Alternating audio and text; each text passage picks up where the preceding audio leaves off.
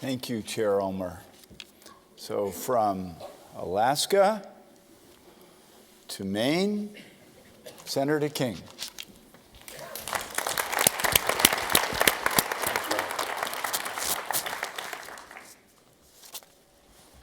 It was 8 degrees below zero when the men finally were forced to abandon their ship and they stepped onto the ice of the Weddell Sea. The story of those men and their leader, Ernest Shackleton, is one of the greatest stories of leadership in recorded human history. It's not the Arctic, it's the Antarctic, but the issues are the same. One of the harshest environments in the world, and the issue for them was survival. I'm going to tell you a little bit about Shackleton's story and then talk about leadership. Shackleton was an explorer, 1914. He worked for 2 or 3 years to prepare an expedition whose goal was audacious, to cross the Antarctic continent on foot.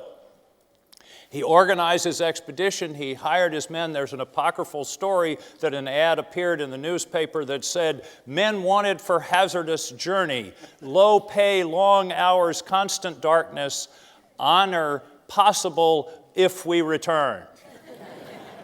He got 5,000 applications.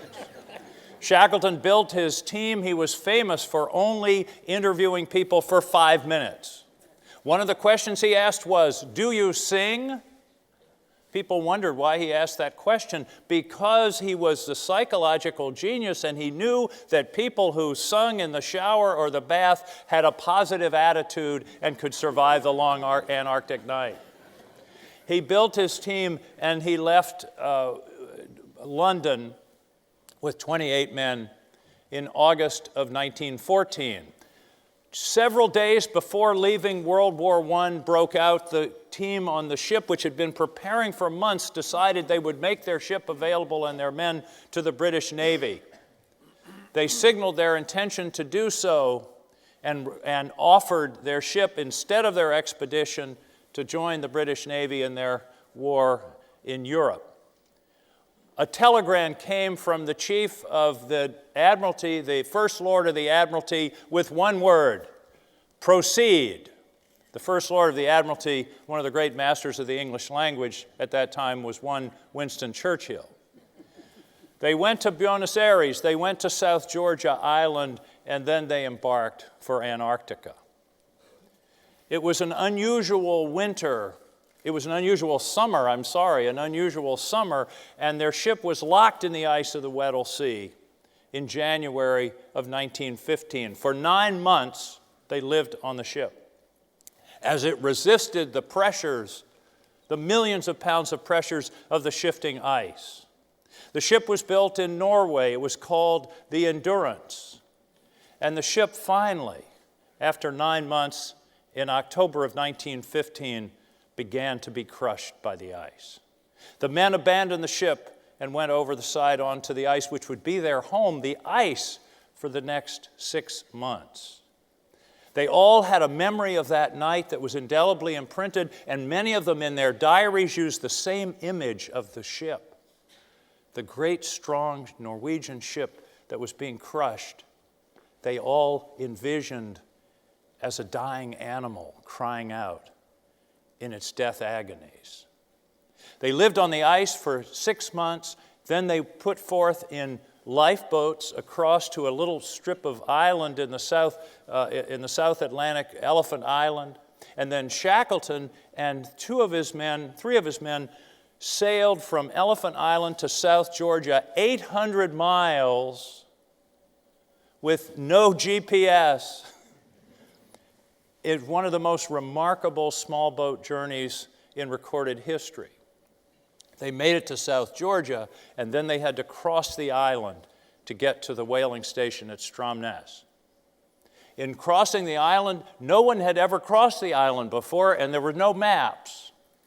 And on one occasion, the men got up to the top of one of the mountains. The sun was setting. Shackleton knew that if they went back down, they would die. He knew that if they stayed, they would die. And he took a risk. And he had the men hold each other around their waists and toboggan down the mountain 3,000 feet, not knowing whether there are crevasses or rocks or what was at the bottom, but it was a calculated risk, and they survived. If you're interested in this story, the definitive book for me is called Endurance by Alfred Lansing. It's a little book. You can read it in a weekend. To me, it's the single best book about leadership ever written. That's the story. U.S. leadership. I'm going to share with you what I think are the lessons from the Shackleton story for the U.S. in leadership. Shackleton's principles, if you will. Number one, there are 10 of these, so you know exactly where I am in the speech, by the way. Number one is vision. If you're going to lead, you have to have a vision. You have to have a goal, an idea. Shackleton had a vision, crossing the Antarctic. But when the ship was captured in the ice and crushed, he changed the vision. The vision then became survival. But you have to have a goal. It's amazing the number of times people get into leadership positions and countries get into leadership positions without a clear idea of where they want to get.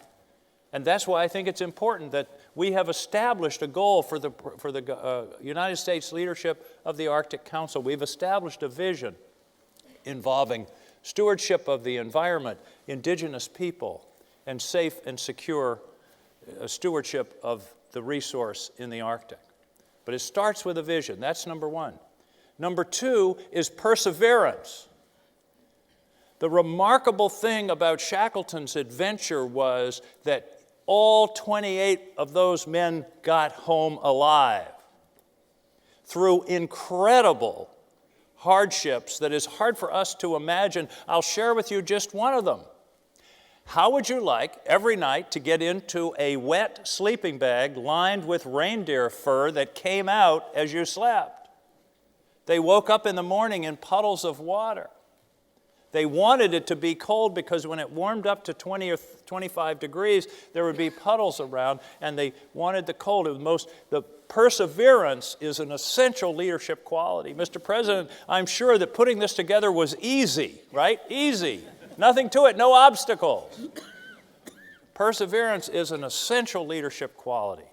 And the United States and the other members of the Arctic Council must exercise that quality. Number three is the team. It was essential for Shackleton to build that team that had the skills and the attitude in order to survive. So it is that we collectively must build the team in order to protect and develop and steward the Arctic resource. It's the team that we have here on the stage, Admiral Papp, President Obama, Secretary Kerry, and the team made up of all the partners around the world. By the way, Admiral, partnerships and ships, that was a great line. I'm going to steal that one. That was a great line. You're going to hear that in an armed services hearing sometime. But building that team, and in this case, it's not just a team of one country, one individual, one company, but it's a team, an international team, which is hard because there are lots of different interests and relationships that have to be maintained. There's another ship, relationships, partnerships and relationships. So that's number three, is building the team. See, we're a third through. Number four, and it ties in with what I just said about building the team, is empathy. One of Shackleton's greatest qualities was empathy. He could feel and interact with his men and understand who needed a little encouragement and who needed a little rap on the knuckles. When to be firm, when to be supportive, when to be encouraging, to listen to the people that he worked with. That was one of his most important qualities that the men all commented on. They called him the boss, but it was in an affectionate way.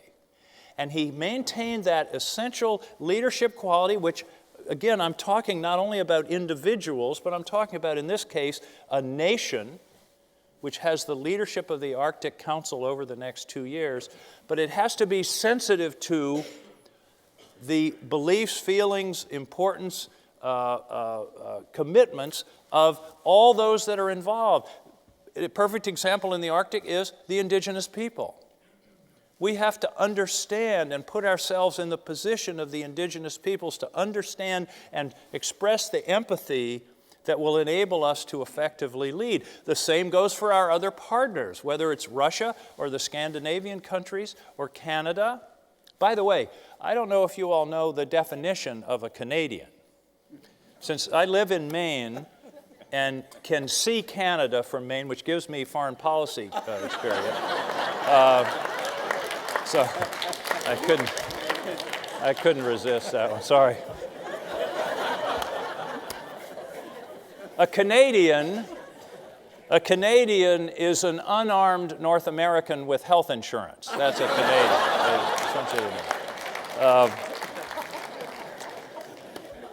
But we've got to understand that all of these partners have different interests, and we have to put ourselves in their shoes. Empathy is an essential leadership quality. Number 5, build trust. Shackleton had to build trust with his men. They weren't going to follow him. They weren't going to slide down that mountain except that he had established a relationship of trust. They believed in him because he had built that trust up over the past year and a half. He had showed them that he could be trusted. And trust is something that you do not only with words but with actions. Shackleton, in the story of living on the ice, was famous for carrying the hooch, which is the word they used for the kind of stew that they made of penguins and seals, carrying the hooch. And he worked alongside the men. He didn't set himself apart. And that trust is something that the United States, in my view, has to earn as part of this process of the leadership of the Arctic Council. Number 6, you have to be flexible and creative in a leadership position. Nothing ever goes according to plan. You have to be flexible and creative. Shackleton sliding down the mountain is one of the most creative reactions to a problem in leadership annals. It wasn't anything that was expected.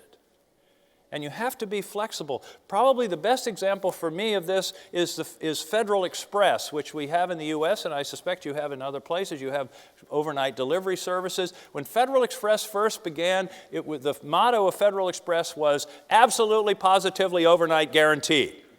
That was the vision. Absolutely, positively, overnight guaranteed. A fellow who was a Federal Express driver drove the truck around to pick the packages up around the city, went to one of the boxes, looked in, saw a package, opened it with his key, and the key broke in the lock. And he couldn't get the box out. But he had the vision.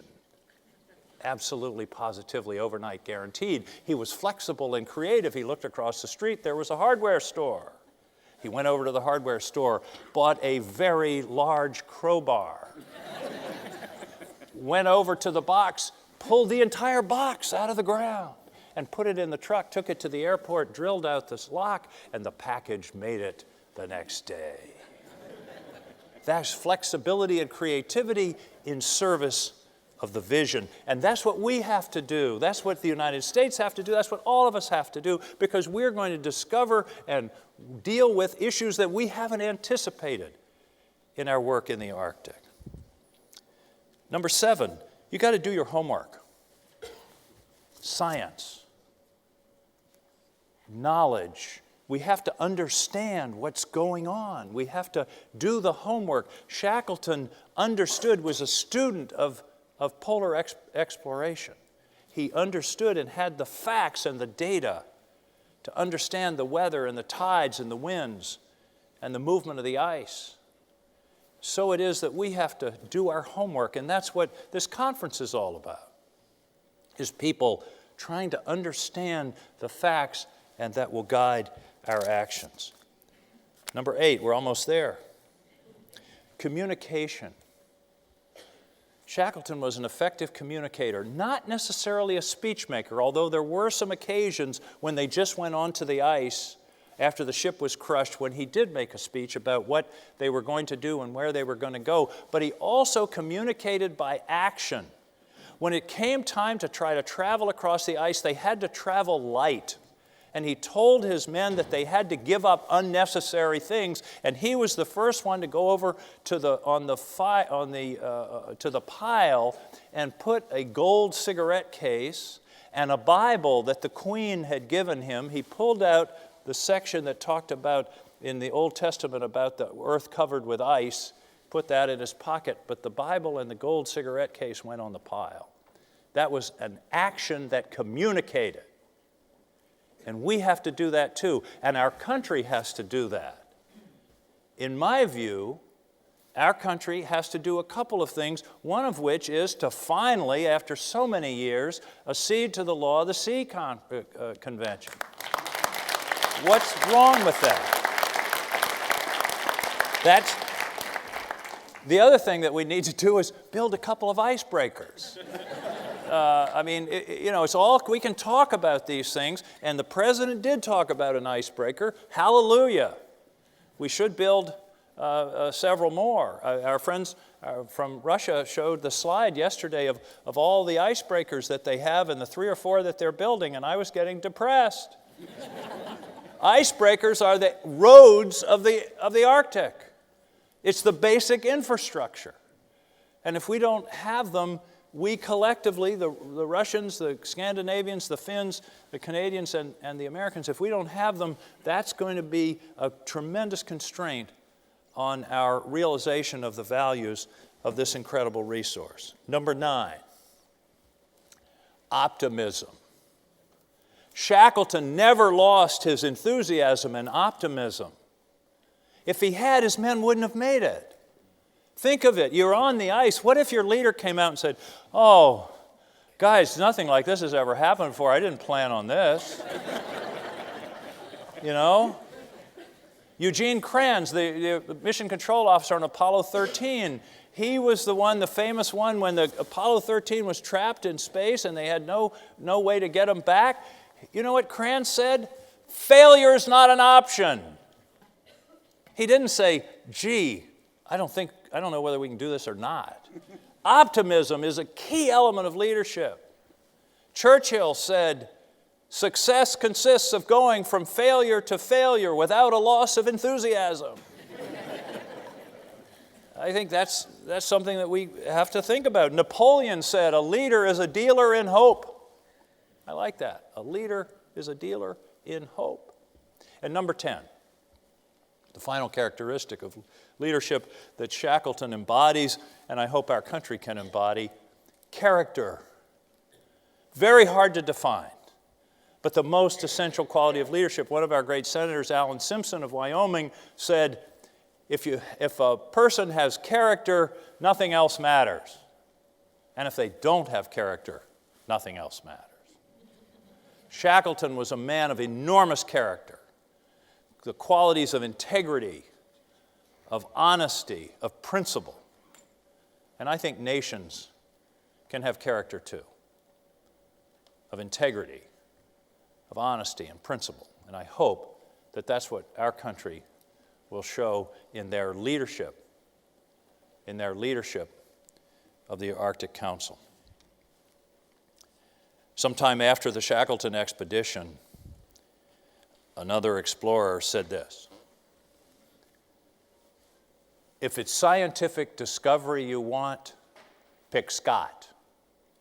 If it's speedy and efficient travel, get Amundsen. But when disaster strikes and all hope is lost, get down on your knees and pray for Shackleton." Thank you.